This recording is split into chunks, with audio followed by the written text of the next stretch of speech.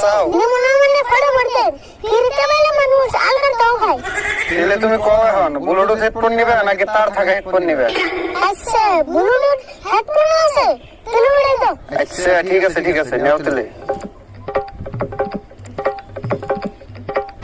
তাহলে শুনো, তোমার আর একটা কথা কই, তোমার কপাল বলে যে তুমি এই হেডফোন ফ্রিতে পাইলে। তোমার এই হেডফোন যদি নষ্ট হয়, আমি প্রত্যেক শনিবার এই জায়গায় বহি, তুমি নেই আমি ঠিক করে দিব।